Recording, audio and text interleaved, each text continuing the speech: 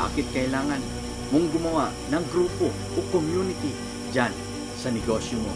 At kung isa kang negosyante o small business owners ka ngayon, kailangan mo tong panoorin at tapusin mo ang video na to. At sigurado ako, marami kang matutunan dito. Let's go! At kung bago ka pa lang dito sa ating video, ako nga pala, si Jeff Cinco, isang entrepreneur dito sa Davao del Sur. At mayroon akong mahigit 7 taong kapalpakan sa pagpapatakbo ng isang maliliit na negosyo. Pero bago natin yan umpisahan, eto muna ang aking istorya. Noong 2017 ay nag-umpisa na ako ng aking small business. At ito yung pangmalakasang business ng Pilipinas, ang sari-sari store business. At okay naman yung aking pag-start, pag-umpisa, pero hindi talaga maiiwasan ang mga problema.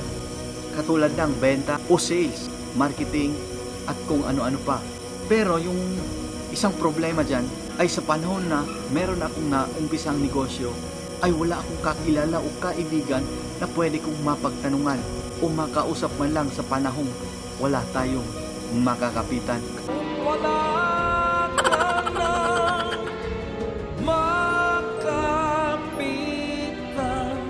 At ang ginawa kong solusyon dyan ay naghahanap ako ng mga business groups sa Facebook para meron tayong makausap man lang.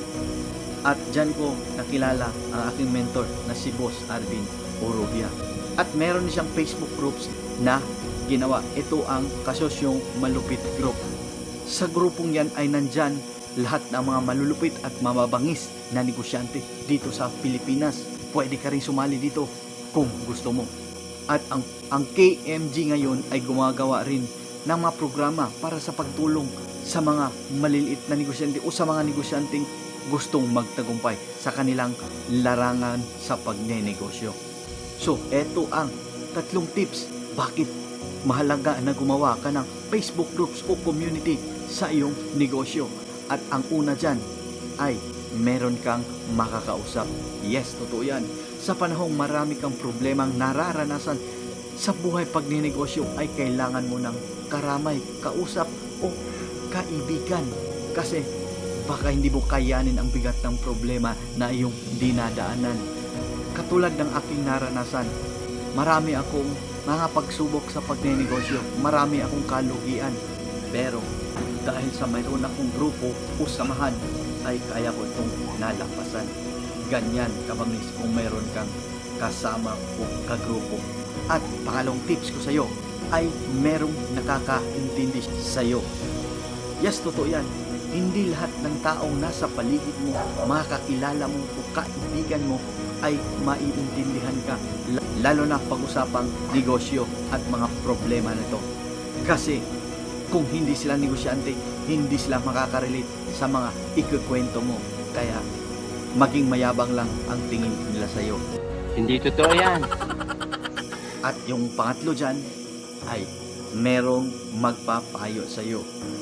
Mag-guide sa iyo para sa mga gagawin mo. Kasi sa experience ko, meron akong gustong gawin pero tinatanong ko sa mga may eksperyensyado na o may karanasan na sa larangan na yon o sa mga discarding yon, ay mabigyan nila ako ng mga payo na wag yan o wag dyan, mali yan, malito. Kaya malaking elemento o malaking kahalagahan kung meron kang grupo na iyong kinabibilangan. Piliin mo yung grupo na tutulungan ka at hindi ka pagpipirahan. Bakit ko nga ba ito sinasabi sa iyo?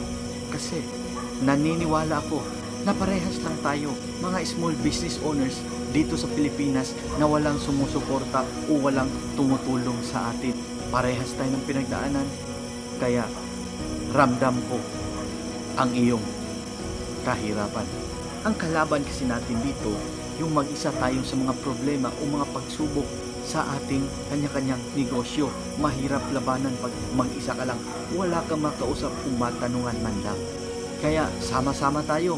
Gumawa ka rin ng grupo mo o community sa iyong negosyo para meron tayong makikilangan lang bago at makakasalamuhang mabubuting tao na ang hangad ay tumulong sa ating kapwa negosyante.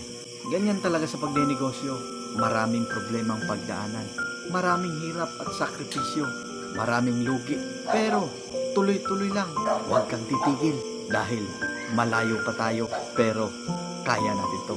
At kung wala kang Facebook groups na nasalihan, meron akong grupong ginawa para sa mga small business owners dyan na may pangarap na malaki. Sama-sama tayo at mag-join ka sa grupong ito. Yung link ilalagay ko sa baba sa description below o i-comment ko na lang sa baba. Tingnan nyo na lang at baka gusto mong sumali dito. Huwag mong kalilimutan, ako si Jeff Cinco ang nagsasabing kumbati, pirmi, laban lang sa buhay pagninegosyo at sa buhay natin, huwag kang susuko. Let's go!